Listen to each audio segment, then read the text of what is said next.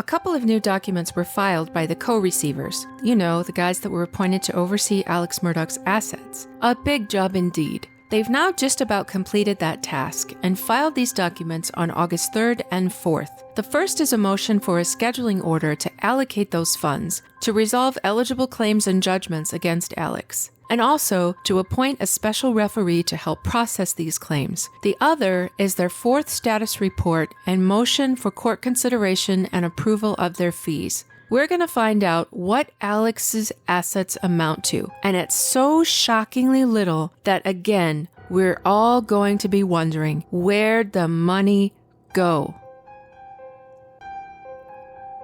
Hi, this is Legal Updates with Cassidy O'Connell. Where's the money, Alex Murdaugh? Welcome. In an earlier video about Dion Martin, I introduced the co-receivers John T. Lay Jr. and Peter M. McCoy Jr., who were assigned by the court to locate and secure Alex Murdaugh's assets, as we talked about the other day in the video about Russell Laffitte's assets having been sorted for use of restitution. And that's exactly what this was for. We see the original motion for injunction that was filed on October 22, 2021. This was temporary, and it's been updated a few times since then. It was filed on behalf of Mallory's mom, Renee, in her capacity as personal representative for Mallory's estate, and it lays out, it's a temporary injunction that prohibits Alex and Buster from hiding, concealing, misappropriating, selling, encumbering, transferring, impairing the value, or otherwise disposing of any of the Alex Murdaugh assets. And this is to run through the end of the lawsuit, as it says during the pendency and through the final resolution of this lawsuit. It also mentions that there were other plaintiffs seeking relief. And now the document from these co-receivers.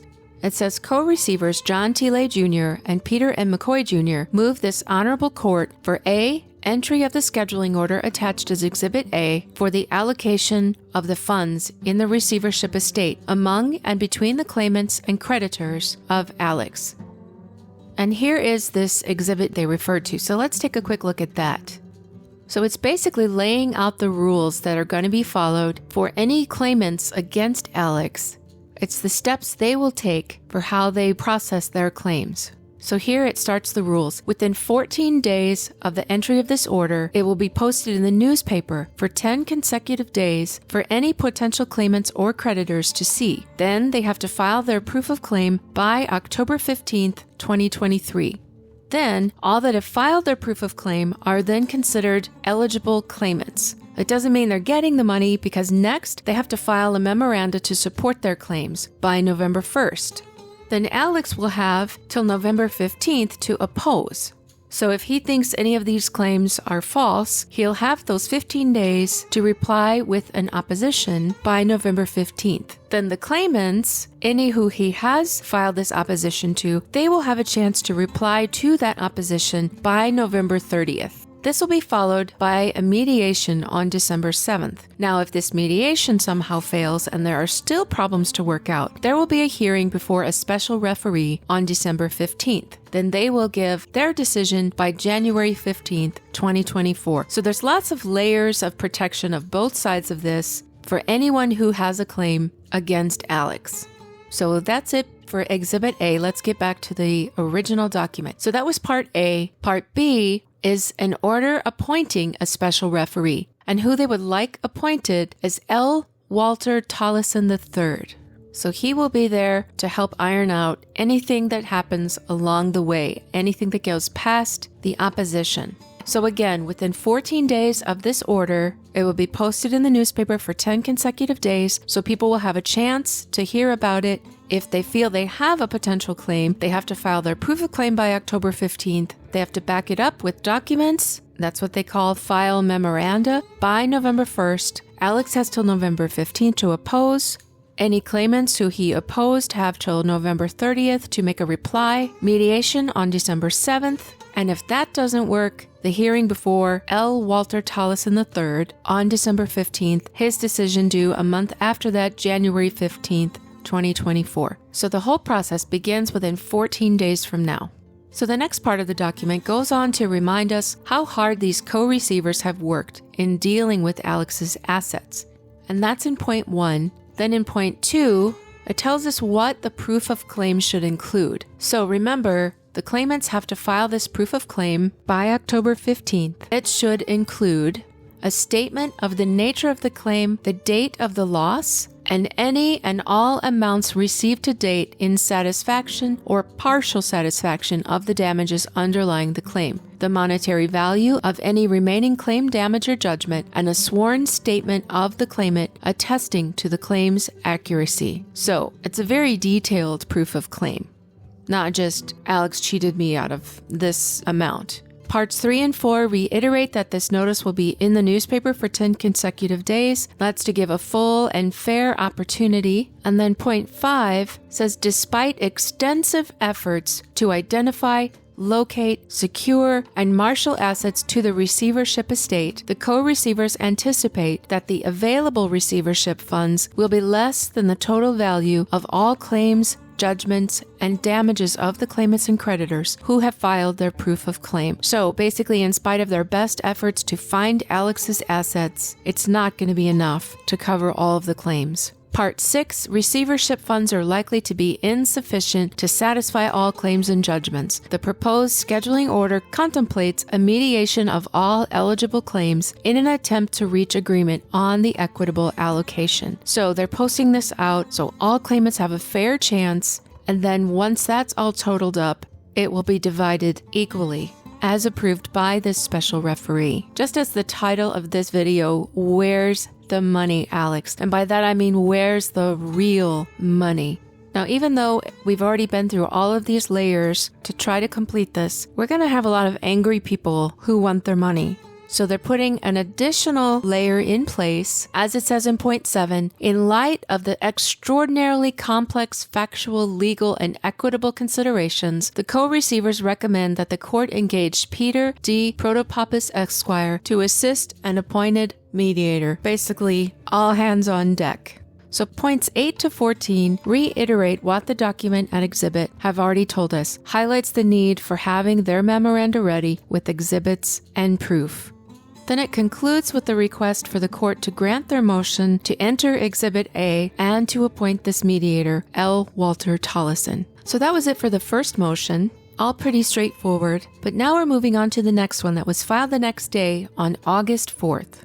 It is the fourth status report and the second motion for court consideration of approval of counsel fees. So they've updated progress to the court 4 times. This will be the second time that they put forth their fees for the court to approve so they can be paid. You might want to sit down if you're standing. And if you're sitting, you might want to hold your jaw, as it might drop. And if you're holding your jaw, you might want to clutch your pearls, because we're about to see the little amount that they were able to recover of Alex's assets, and then watch a big chunk of it disappear like magic. What am I talking about? The co-receiver's fees. Let's get started. The first surprise is that all they were able to amass of Alex's assets was $2,163,396.08. That's it. The next surprise is the amount after their fees comes to only $1,755,242.50. Yes, you heard that right. Less than $1,800,000 for all of Alex's victims. But there's more. There's also almost $11,000 in out-of-pocket expenses. So now this brings it down to just over $1,700,000. Can you believe that? That man made millions for years. He stole over $8 million, and all they can come up with is a little over $2 million. This is after selling properties of his, and in the end, there's less than $2 million for all of his victims. Now, we saw the original injunction at the beginning of this video, the one that was presented in October of 2021, and then it was ordered by the court in November of 2021, which means they've been working on this for 21 months. Altogether, they've put in 2,700 hours. That comes to $865,000 in legal fees, or around $320 an hour, or the typical 30% of attorney's fees. I was a little surprised to see it was 30% of what they would find. I thought it would be more like a straight up hourly rate. But here's what it is, 30% of the amount that they were able to secure from Alex's assets. So unfortunately for the clients, pretty close to $1 million comes off the amount that they were able to secure. Since this is their second motion for fees, they've already been partially paid, and that was a little over $400,000. And then they were reimbursed close to $7,000 in out-of-pocket costs. That was filed on December 8th, 2022, so they haven't been paid since then. Now, let's find out what they're getting paid for. What do they do to come up with these assets? So first, they settled with Palmetto State Bank and Maggie's estate. So what did that entail? They initiated a fraudulent conveyance lawsuit against the estate of Maggie related to Alex's purported transfer of property to his wife in 2015, that being Moselle. They settled that claim, and then Moselle was able to be sold, thereby funding the estate. So what did that entail? I found the third status report that was filed on September 1st, 2022, and there's where we find the details about that. So the first thing they had to work out was this banking. Their properties were not outright owned, so there were mortgages to take into consideration. And they owned more than just their homes. They didn't just own Moselle and Edisto, but they also owned properties. Or I should say, Alex owned properties, some islands. So we can see there was mediation, there was negotiating done, and they came up with a settlement agreement that would eliminate approximately $1,200,000 of the bank's secured claims against the property. That allows the money to be put into this receivership for Alex's victims. That couldn't have been easy. And then the Moselle settlement, I'm sure most of us by now have heard Alex say that he sold Moselle to Maggie for $5 and love and affection. We all knew that sounded strange. We all knew it was Alex's way to hide an asset or some sort of reason he had for doing this. Who knows? Maybe Maggie was mad at him and that was a way to smooth things over. I mean, it could have been a number of things, but he did state that he gifted Moselle to her for $5 and love and affection. But they're saying it was fraudulent. Let's see why. So on June 6th, 2022, the co-receivers filed a complaint against Maggie's estate to set aside this conveyance as fraudulent. And fortunately for us, there is an obliging exhibit, which, if you watch me regularly, you know I love exhibits for all their juicy information goodness, and this one did not disappoint. This complaint was filed on July 14th to set aside this gift and fraudulent transfer so that Moselle could be sold. Its first several pages show how Alex was able to acquire Moselle from his longtime friend Barrett Boulware's wife, J.M. Boulware. It also shows how, by December 20th, 2016, Alex was deeply indebted to his clients that he had stolen from. He had lines of credit against Moselle, so it wasn't actually his to gift. So technically, having stolen the millions that he stole, he owed those people payback. He obviously didn't have that in cash, so it would have come from his assets, meaning from the time he stole that money, his assets were no longer his assets. So he didn't have a right to gift them or give them away or sell them for $5. That's considered selling without consideration because it doesn't take into consideration the actual financial position he was in at the time. Or how it words it, Alex Murdaugh was indebted at the time of his transfer. This transfer was without consideration. The transfer was made by Alex Murdaugh with the actual intent of defrauding his creditors. It also goes on to show in great detail that Alex was the one who continued paying for, maintaining, taking loans out against Moselle.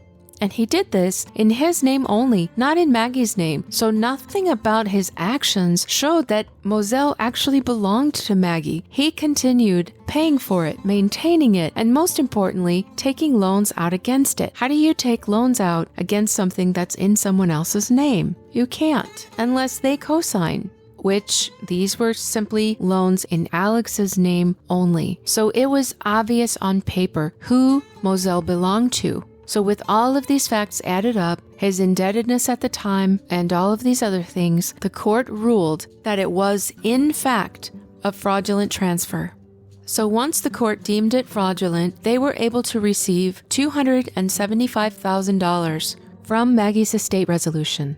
Moselle was then sold, and after the loan principal, outstanding interest, and late fees, and a significant portion to Renee Beach, Mallory Beach's mother, for the boat crash settlement, it left $443,173.89 from the sale. Now back to the fourth status document. Part B mentions Nautilus, which is something they were working on. They had intended to defend the claim, but Judge Gergel issued an order resulting in them not being permitted to do so. So some of their time was spent preparing to defend this claim, which in the end they were not permitted to do. The next thing they did, Part C, so this uses the word are, so this must still be ongoing. It says the co-receivers are actively engaged in discussions with the law firm to analyze and determine the nature and extent of both the firm's claim against Alex and potentially the receivership estate and any claim the co-receivers may have. But the same imbalance we saw between his assets and what he owes is also here, where it says it's clear the sums the law firm has paid to victims of Mr. Murdaugh exceed any sums the firm may owe Mr. Murdaugh. So again, this imbalance will probably stop any further money coming from PMPED.